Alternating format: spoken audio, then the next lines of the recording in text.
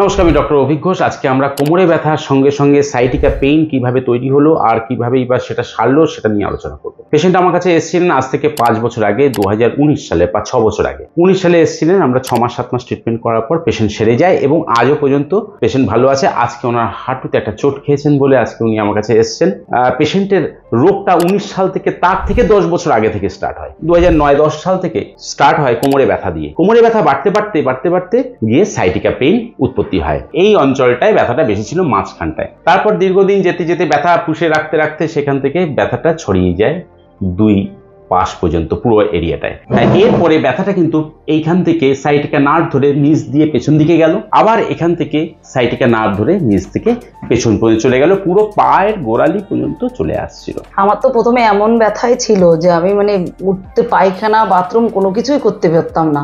সবসময় একটা জ্বালা যন্ত্রণা ভাব ছিল, এত ব্যথা যন্ত্রণা করতো। এখান থেকে অনেক ডাক্তার দেখছি, কিন্তু আমার কোনো ওষুধে কোনো কাজ হয়নি। একদিন 7 তো বেশি ব্যথা হতো, তারপরে এখান থেকে ওষুধ নিয়ে ওষুধ খেতাম আর গরম সেক করতাম। ছুটি দেওয়ার পরে কিন্তু 2020 সাল, তারপর থেকে আজকে 2025, এই 5 বছরের মধ্যে পেশেন্টের কোনো ব্যথা নেই, কোমরে আর কোনো ব্যথা নেই।